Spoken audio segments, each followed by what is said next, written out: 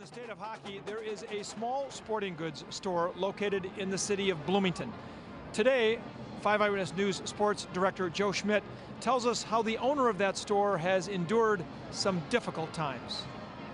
From the outside, it's a fairly nondescript building. But what has happened inside there the past 40 years is all about hockey, community, and family. It's a big part of my life. Dave Bannaken turned a former Greyhound bus depot into a hockey store, a store that has survived the ups and downs of the economy, and a store that has withstood the pressure from the big box stores who came in to destroy mom and pop operations like Westwood Sports of Bloomington. Yeah, they'll try to get at you, but what we got going is something that's really real. It's, you know, I mean, anybody can go in and get a pair of skates, but can you do what we can do?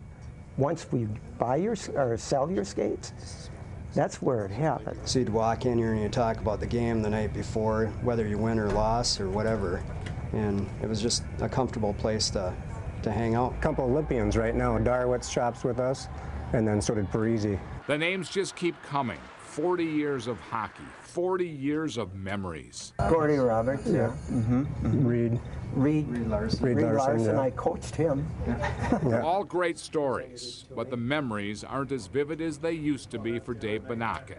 He was recently diagnosed with Alzheimer's, a tough blow to a guy who has meant so much to hockey and so much to Bloomington and the surrounding communities. The friendliest, kindest, most generous people you can ever imagine. And I can cite specific stories about individuals that didn't have money for skates, didn't have money for...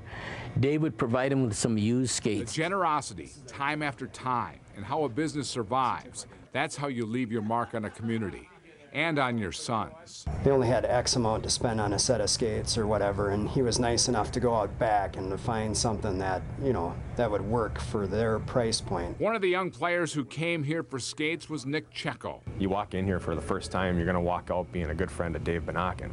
Nick played for Jefferson and the Gophers, but what he remembers most about Westwood was going to the basement to pick out a wooden stick. I'll check out every curve, every flex, every stick you could imagine that they had down there.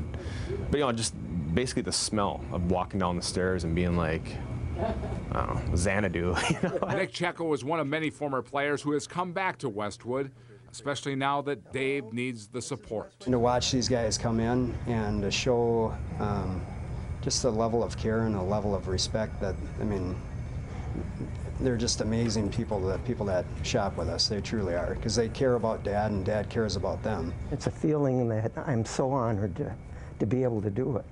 When you're in a family business, money doesn't mean as much as the memories.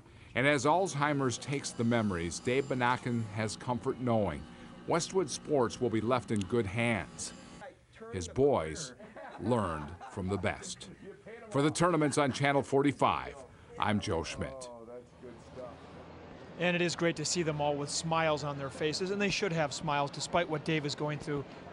Sporting goods stores like that are part of the fabric of hockey in the state, aren't they, Dave? Yeah, Dave is a great guy. He does so much for the state of Minnesota and the Coaches Association. He's been a big part of sponsoring our state tournament banquets. It's all about giving back to the community, and Dave is a great man. It's a great story, and you know, it's just neat to see these people reach back for him. And Mike, you've been real familiar with Westwood Sports over the years. Right, that I have. I taught in Richfield for a lot of years, and our kids were over there, as well as some of the teachers I taught with were from Bloomington, and they always went there to get their equipment.